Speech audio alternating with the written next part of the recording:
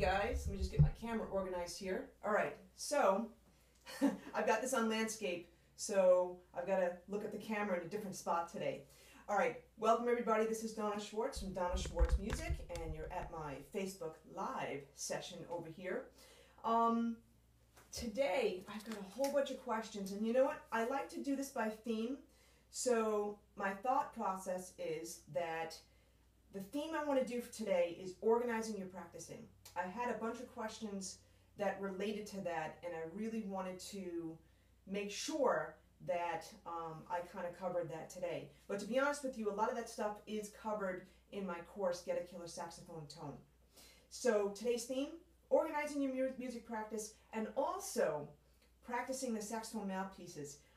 One of my students had a question that was interesting because it didn't happen to me, so I had to think through, you know, how I would respond to it.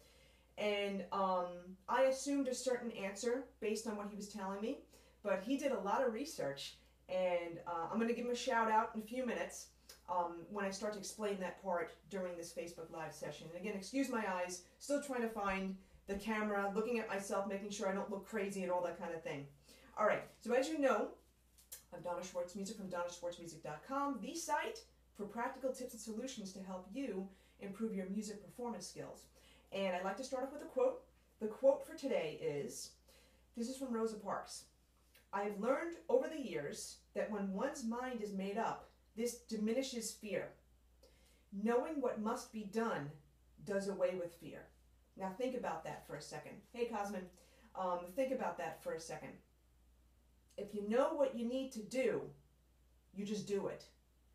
Now you're going to have some fear. So let's relate this to performing. Okay, a lot of people suffer from performance anxiety. I did for a very long time. Performance anxiety can result from a whole host of factors. It really can. But for a lot of folks, it can stem from not being totally comfortable with the music. I like to call it owning the music. Hey Carlos. I like to call it owning the music. Again, I apologize. I'm in landscape mode trying to find the camera here, and it's a little hard to look at the camera and like see myself in peripheral. So if you know where you're going, right? If you make up your mind about what your goals are, what you need to do, and you work really hard at something, you're going to have more success. Now, again, like I was just mentioning, performance anxiety, there's other factors involved, but a lot of the times that's stemming from not really owning what you're playing or putting too much unnecessary emotion involved in that, okay, where you don't need to. We play music because we love to spread a message. We love to play music because we want to enjoy playing it. Music brings out something in us that makes us enjoy life a lot more. Imagine your life without music. Okay, that would just totally suck. Hey, Edwin. So when you're performing, you want to be thinking about what's the message that you're bringing across. And that goes right into this quote again. I've learned over the years that when one's mind is made up, this diminishes fear. Make your mind up about what your message is when you're performing. Make your mind up about your practicing, which is what this whole session is going to be about. Don't decide on what you're going to practice when you're practicing. You want to do it beforehand. And when you do that, it's not only going to diminish fear, so to speak, but it's also going to diminish confusion. Confusion causes chaos, and that's what causes a whole spiral downward that could lead to fear and all that other kind of stuff. Okay, so thanks Rosa Parks for that quote. All right, so today I'm going to be talking about practicing, and one of the resources I can give you is an article I wrote a little while ago called Maximizing Your Practice Using the Rule of Tens. I'll put the link underneath the show notes here later on. Basically, what that means is this. I've been teaching a very long time, all levels, and a majority of my teaching in public school has been for beginners. And I've noticed the most successful kids always followed the plan of practicing. The least successful kids just, you know, put the horn in their mouth and just practice maybe the band music, no warming up, no warming down, no thought to their practicing, just, oh, I'm practicing the band music, that's practicing, right? No. It's really not. So when you're practicing, you've got to come up with a plan. And in my article, I talk about organizing your practice into 3 areas. Now there's many more, but let's stick with 3 for now. Tone, technique, and music. Okay? Does that sound good to those people that are watching right now? If so, give me a thumbs up. I appreciate that. Also, let me know if you can hear me loud and clear. Okay, I want to make sure that my mic setting is fairly decent. So tone, technique, and music. Okay, I'm going to put this up a little louder. There we go, great. Okay, so with each of those areas, you want to spend an equal amount of time. You don't want to spend 2 minutes on tone and then 20 minutes on music and then 3 seconds on technique, right? Because what's going to happen is your music practice is not going to be very good. You're not going to be able to play much. So, okay, great. Thanks, Robert. I appreciate that. So you want to spend equal amounts of time. So in my article, I talk about 10 minutes each, rule of tens. This is for beginners, 10 minutes on tone, 10 minutes on technique, 10 minutes on music. Okay, thanks, Robert. Sound is more than okay. Landscape aspect is perfect. Okay, great. Yeah, it only took me like, what, a year of doing this to realize that I could actually do this in landscape. Woohoo. All right, anyway. So even for professionals too, professionals, believe it or not, once they reach like a certain level, they're gigging all the time, they're recording, they're doing speaking engagements, teaching, all that kind of stuff. It's hard to find the time to practice. So sometimes they have less time to practice than people that are doing this as a hobby or for fun. Believe it or not, it is true. So you want to set a timer, okay? Here's the biggest tip I can give you. Set a timer for 10 minutes. Practice your stuff for tone for 10 minutes. Set the timer for 10 minutes. Do your technical stuff. 10 minutes on the music. And then put the horn aside, do something else for a little while. Then you can come back and do another half-hour session divided into 3 10-minute periods.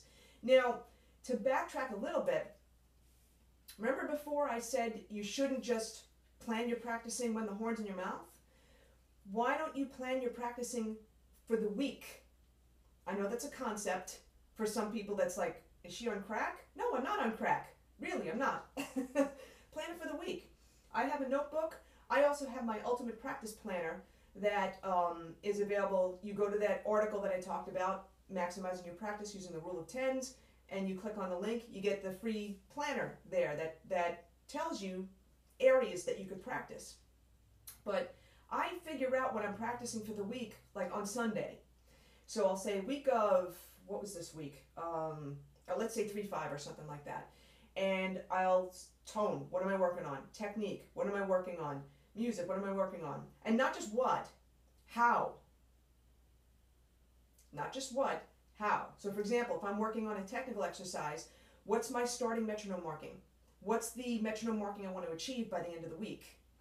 If I'm working on a piece of music, what's my starting metronome marking? What's the thing I want to work on? Is it one phrase? If it's a classical piece, is it something like something like that? That's from the Eckley Sonata that one of my students is working on. If it's something like that, do I need to work on the phrasing? Do I need to make sure that my tongue is very light in my mouth and I'm thinking do instead of like that? All these types of things. Write it out. For music, the music part of your practice is the fun. It's like the woohoo! This is why I'm taking up an instrument type of practice. It could be learning, it could be not learning, it's performing jazz tunes. You learn the tunes in the technical part of the practice. Hey, Claudio. So that's how I would break down my practicing. Super important. Now, what I want to get into with regard to that is with the practice plan. Here's a typical setup that I have my students do. Not setup, this is how I typically have them approach the practicing. We do breathing exercises. Yes, we have to breathe. And air is free, use it, okay?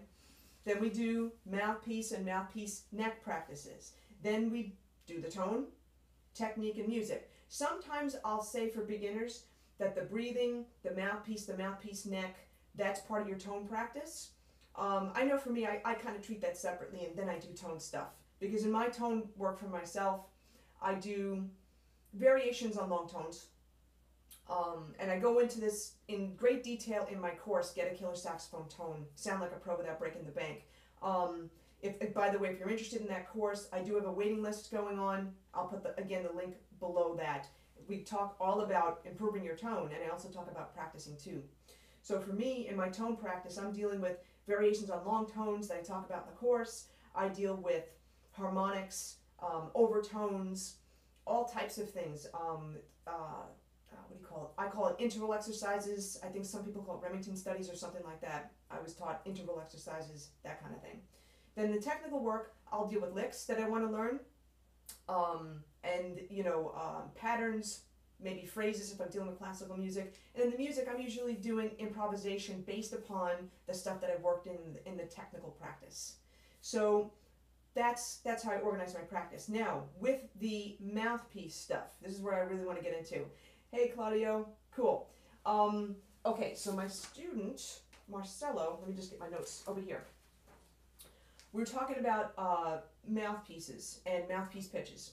And it is my belief, okay, it's my belief, don't trash it, but it's my belief that there's optimal pitches for each mouthpiece. Not on a brass mouthpiece. On a brass mouthpiece, you can play anything, all right? In fact, if you're a brass player, the best way to start playing a brass instrument, you work on your breathing, but you should be able to play everything you want on the mouthpiece first. If you're not able to play on the mouthpiece, the trumpet's not going to correct all that stuff. It's really not. And that thinking comes from studying with, hey, thanks for the like. That thinking is coming from years of study with Vince Panzarella, who, with his background, he was given, first he took like 5 years of solfege singing, 5 years, okay?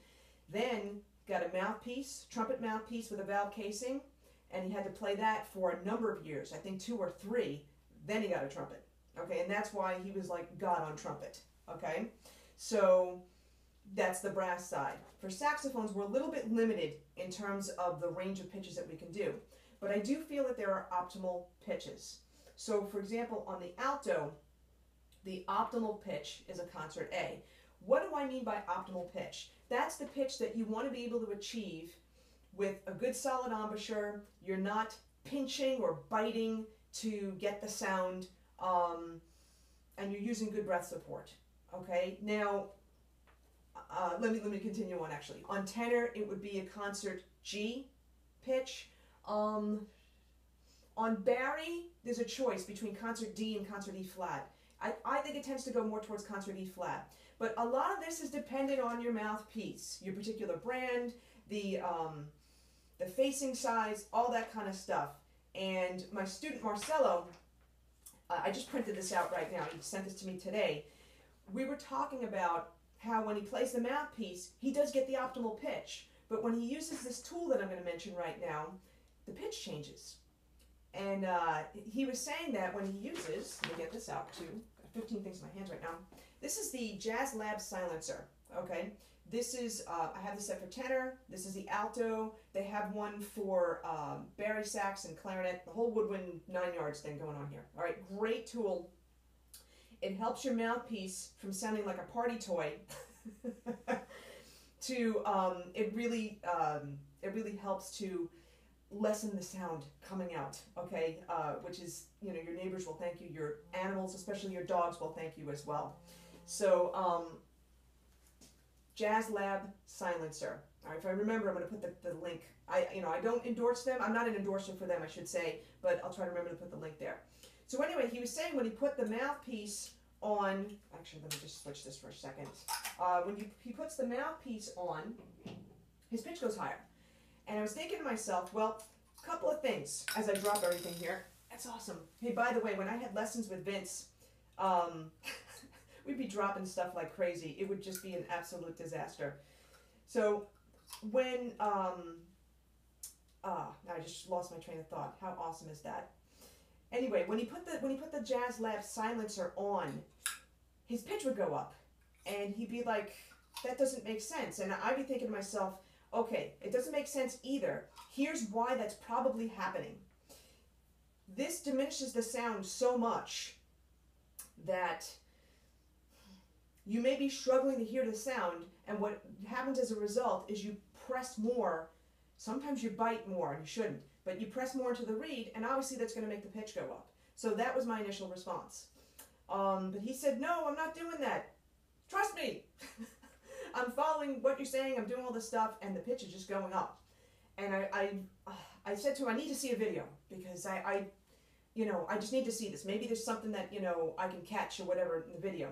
But what he did, he went kind of one step further. He contacted the manufacturer of this, and he asked them the question, my pitch is going up. Is that normal for this? And the person said, actually, yeah, it is. It does happen. Okay, and it also depends on your particular mouthpiece and the facing size and that kind of thing. And what Marcelo did was print out a whole chart. He's got a ton of mouthpieces, a lot more than me. So, let's see, these should be all tenor. Yeah, tenor mouthpieces. So he's hitting the optimal pitch on all of the tenor mouthpieces, except for the AutoLink STM7 Star, which is interesting because the pitch on the mouthpiece alone, he's saying he's getting a concert A. And when he puts the silencer on, it's still an A or A sharp or B flat. So that was interesting there. But with all these other mouthpieces, like the, let's say the Selmer Golden Tone 3-Star, optimal pitch he gets is a G. But when he puts the silencer on, he gets an A or even a B flat. And it was baffling him, driving him nuts. What the manufacturer, and this again, I respectfully disagree.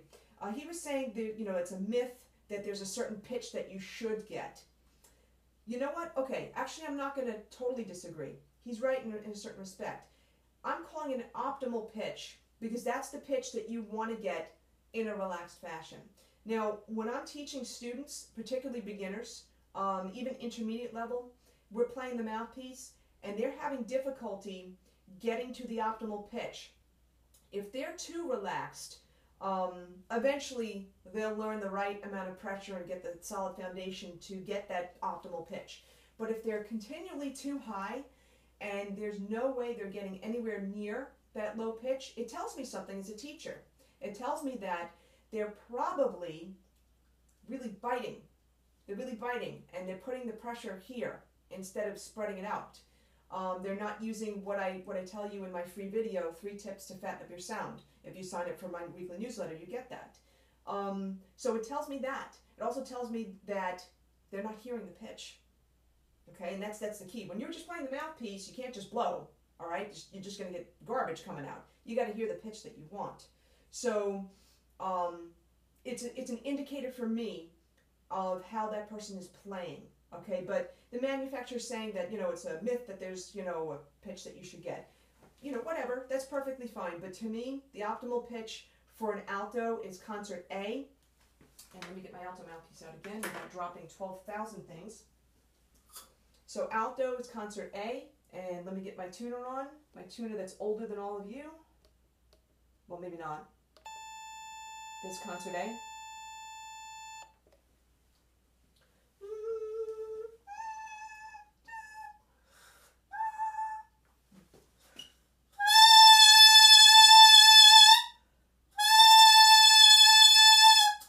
That's the optimal pitch you want to get. I put this in the silencer.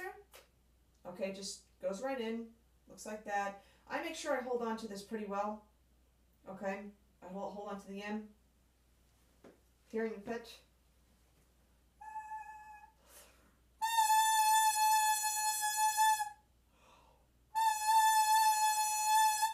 And as I check the tuner, I'm right on.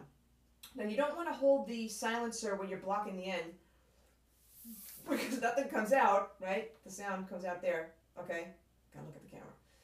All right, you want to have a good grip on this thing.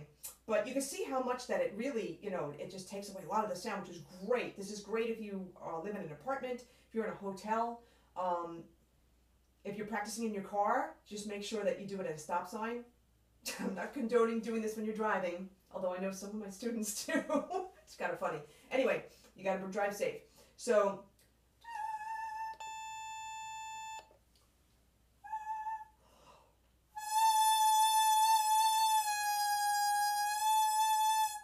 yeah, my pitch.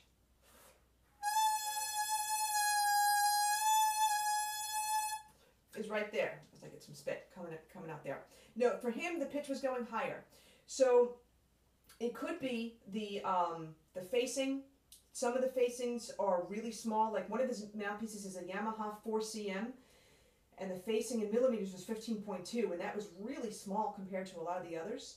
And let's see, he was getting the optimal pitch without the silencer, but it was going up to a pitch, half step, or even a whole step higher. So this is an awesome tool. I would definitely recommend it. But what I would say is just be aware, as Marcelo found out with his awesome research, your pitch could go up. Now, here's the problem I foresee with that. Let's say your pitch does go up. Okay, you've got to be aware of that. And you have to, a big part of my teaching is hearing something before you play it. All right? If you're not hearing it, you know, chances are you're not going to get as great a performance as you will if you're not hearing it. When you're doing your tone work, you need to be hearing the pitches that you want to work on, okay? By the way, before I continue on, if you're watching live, guys, please do me a favor. First, share this. Let's get some more folks watching this live. Give me a like. Let me know that you're still alive. Good. One person's still alive. That's awesome. That's great. Let me know if this stuff is helpful to you, okay? I do hope it is. But please share this right now. Thanks. Okay, one person's not liking it. Sorry. All right, here's the thing. First share this, and then I'm going to continue on. Sorry, I got a majority of people liking this. Okay, so with the mouthpiece practicing, if your pitch is going higher, you've got to be aware of what that pitch is. So get your tuner out, figure it out, and when you're playing with this on, if it does go higher, you put that setting on your tuner to play that higher pitch, and make sure you're hearing, when you're doing your mouthpiece exercise, make sure you're hearing it in the higher pitch. Don't just say, okay, it's a higher pitch, so what? That can, I'm not going to say, that can affect the way you hear your pitches. You may be thinking you're playing concert A on your alto, and you're not, and it's sharp. And then when you go to your horn, you're playing sharp all the time, and you're wondering why. Hey, thanks for the likes. So this is all about building pitch recognition, but it's also building your embouchure. So when you're practicing, if the pitch is going higher, once again, be aware of it. Know what pitches you're playing. Hear it. Okay, if it's a higher pitch, hear it as the higher pitch. Work on it with your Jazz Lab silencer, and then try to make the effort to work without it, and try to get the optimal pitch, so to speak. Okay, so I hope that that answered a bunch of people's questions with regard to practicing, but also dealing with the mouthpiece as well. Let me just get this out of my hands. Okay, all right, so, and in my course, Get a Killer Saxophone Tone, there's whole bunches of mouthpiece exercises that I talk about and approaching it and all that kind of thing. Again, I'll put the link below. So, organizing your practicing, tone, technique, and music. With the technique, here comes the next question, and this is from my student Sinbad, who asked me last night, Donna, that's me, there's so many scales to practice. Do I practice all of them in every key every single day? Or what do I do? I mean, it's overwhelming. Well, the thing is this, yeah, it is overwhelming. There's a lot more scales than you can possibly imagine. It's not just your majors, it's not just your natural, melodic, harmonic minors. You've got all your modes, you've got your altered scales, diminished scales, whole tone scales, all different types of scales that you could possibly dream about. And I know that on the Jamie Aebersold site, the jazzbooks.com, there, if you look up like scales, there's scale books, you know, oh God, I forgot who wrote it. I don't know if it was a book by Yusef Lateef or if it was somebody else where it was a whole compendium of scales I've never even heard of. There's tons of scales. But the real question, do you practice every single scale every single day? No, that can be too much. What you want to do, depending on the level that you're at, let's say you just started, you're working on your first scale. Well, when you're working on your scale, that's the one scale you're going to be working on. And you're not just going to sit there and play the scale up and play the scale down and say, oh, I'm done with the scale. What you want to do is practice different articulations on that scale. You want to practice different articulations on each note of the scale, okay? And it doesn't have to be classical, it could be jazz articulations. Get your tongue, get it focused on the tip of the reed, get your air flowing, get things coordinated. That's the key. You'll also want to focus on coordinating your fingers and your tonguing, your articulation, all right? So that's another thing you're doing when you're practicing scales. I do some other techniques with my students as well to make scale practice interesting, but also to make them own the scale. This is going back to the quote I said in the very beginning about owning your music, owning what you're playing. Well, you want to own the scale, especially if you're interested in jazz, because if you're playing a standard and there's a particular scale that you want to play over a chord, you need to own that scale so that you're not thinking so much when you're playing. You want to have it in your fingers, you want to have it up here, okay? So with your scale practice, don't just play it up and down and assume that you know it. You don't, okay? You don't. And don't just play it up and down without a metronome, all right? You need the metronome. The metronome doesn't lie, okay? Unfortunately, it doesn't lie. So you need to be able to use that and use it in an effective way. With technical practice, like I mentioned before, patterns, definitely use a metronome. Also use backing tracks, all right? There's so many things available to you today, like iReal Pro, where you could set the chord changes and practice a lick over and over again. You can change the tempo. If you need to, you can, in iReal Pro, I think it can, you could set it to transpose. I think one of the settings is like you're playing a tune and then you play it 3 times and then it automatically transposes up a half step. You could do those types of things. But with your patterns, your scales, once you get into like the intermediate phase where you know a lot more scales, like all your majors, do you need to practice all your major scales every day? No. Maybe take one and really focus on it one day. The next day, focus on another one. Do as many things as you can with that scale. Many varieties, many variations. Next day, do another scale. Okay? A lot of people, including myself, I take one key a week. So if my key is F sharp for me this week, I'm going to be doing, one day I'm going to be practicing all the modes with the metronome, clicking on 2 and 4. And I'm going to be playing the scales up and down with arpeggios, with different articulations. I'm going to improvise on those scales with the metronome, all that type of thing. Then after that week, next week, I'll probably do another key, maybe the key of A flat. Keys that I normally don't play in on a bandstand. Got to work on them, okay? So that's how I would approach it. Beginner, work on whatever scales you're doing, but don't just play them. Do more than that. Intermediate players, whatever scales you know, 1 scale a day. As many exercises as you can. Professionals, generally going to do 1 key a week. Now some people will disagree with me, and that's fine. They'll say, no, you've got to practice all your scales every single day and blah, blah, blah. Hey, that's fine. You know, whatever works for you. That's the way I feel, okay? So that's the answer to Sinbad's question, which was it's a really good question, actually. And I said to him I wanted to bring it up today. You know, you don't want to feel overwhelmed when you're practicing. What's the point? You want to enjoy playing music. So, you know, with that being said, just follow the advice that I just gave. Okay, Cosmin had a question about hygiene. And he said, if I clean my saxophone out carefully with a swab, do I need to put the pad saver in? Not really. You don't, because you cleaned it out well. However, the good thing about a pad saver is it's got the end plug right in it. So a lot of people swab out, then they put the pad saver in anyway because you got the end plug there as well. You also, with the pad saver, in case you missed a spot or whatever, or you know, you're putting in the case, if condensation is still around some of the pads, after you put the swab through, you know, it may drip down onto the pad saver at least, and then that'll take care of that. So I would actually, honestly, still put the pad saver in for that. He also mentioned about Listerine. And, you know, I think he heard that it's not safe to use Listerine every day. I've not heard that. Okay, I disagree with that. In fact, one of the resources I can tell you about, well, a lot of people know I store my reeds in original Listerine. Original Listerine does not have sorbitol. And sorbitol is the thing that if I stored my reeds in any of those different flavored Listerines, then my reeds would grow mold. Okay, because the sorbitol breeds the germs, okay? And think about it. You're swishing, you know, sorbitol in your mouth. You're swishing sugar in your mouth. Think about that. So as much as the original Listerine doesn't taste that great, that's better for you. And people do use it every day. I store my reeds in a Witz container. It's a waterproof container. It's not totally waterproof, but it's waterproof enough with about this much of Listerine. This is Reed Juvenate, okay?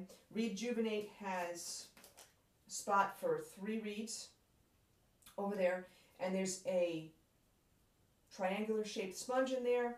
You can soak the sponge in original Listerine and then stick the sponge in. I tend to put about this much Listerine in here, and I store it that way. And it keeps my reeds fresh, tasting great, but it keeps them germ free. Okay, so that's the resource. Cool thing about this, it's got a magnet in here. I'm sticking it on my mic stand right now, so it stays right up. So that's pretty cool. All right, I realize again, this is another like epic session. I want to applaud you folks. First of all, last week I was on for like over 50 minutes and you stayed. That was really cool. And there's still a bunch of you guys that are still here, you know, after all this that have stayed, and I really appreciate that. Please share this replay. I think this will help people, especially with regard to organizing their music practicing. I know that's a big pain point for a lot of people, and that's why I came up with my Ultimate Practice Planner. That's why I had that article talking about the 3 areas of practice. So definitely check that out once I put the link below this replay for you later on. So I know there were a couple of questions that I couldn't get to today. I apologize. I do have to get to teaching in a couple of minutes, but I'll address those next week. If you have any questions regarding saxophone tone, hey, let me know. Go to my Facebook page at Donna Schwartz Music. You know, type me a message or, you know, post something or whatever. That's cool. Great. Thanks for the like.